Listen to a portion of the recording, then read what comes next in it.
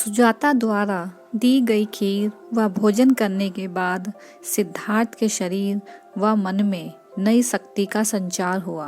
उन्होंने अनुभव किया कि अभी तक उनके द्वारा अपनाए गए 6 वर्षों के सभी प्रयास विफल रहे, परंतु वे निराश न हुए और नई ऊर्जा और नई आशा के साथ अपने संकल्प में दृढ़ होकर उन्होंने उरुवेला छोड़ दिया और पैदल चलते हुए गया नगर पहुँचे।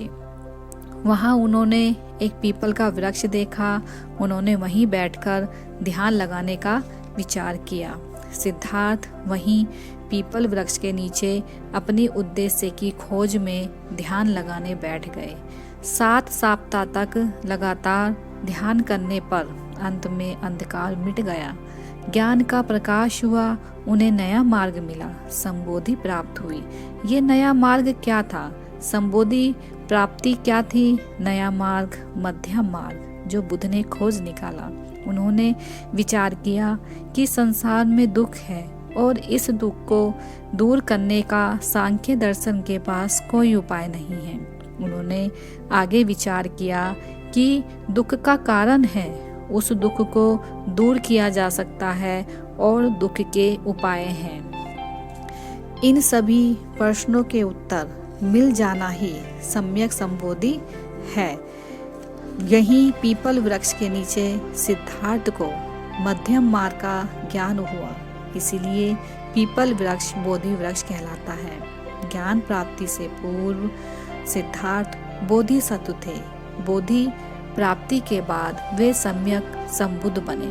वह प्राणी जो सम्यक संबुद्ध बनने के लिए प्रयत्नशील रहता है वही बोधिसत्व कहलाता है। बुद्ध ने जन कल्याणकारी मार्ग खोज निकाला।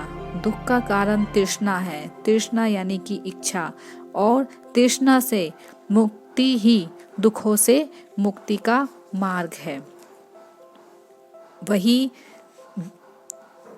बुद्ध के समय या बुद्ध के पूर्व ऐसे बहुत से मत थे जो इस लोक की बात पर विचार न कर या इस लोक के दुख निवारण हेतु उनके पास कोई उपाय नहीं था।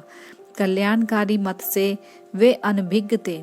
वे लोक से परे स्वर्ग प्राप्ति की बात करते थे, परंतु बुद्ध ने इन सबको नकार दिया और इस लोक के कल्याण की बात की। इसी लोक में मोक्ष की प्राप्ति की बात कही। दुखों से मुक्ति का मार्ग ही मोक्ष प्राप्ति का मार्ग है, निर्वाण प्राप्ति का मार्ग है। संबोधि प्राप्त कर बुद्ध ने राग, द्वेष, ईर्ष्या, लोभ, मोह आदि विचारों पर विजय प्राप्त की और सम्यक संबुद्ध बने। नमो बुद्धाय।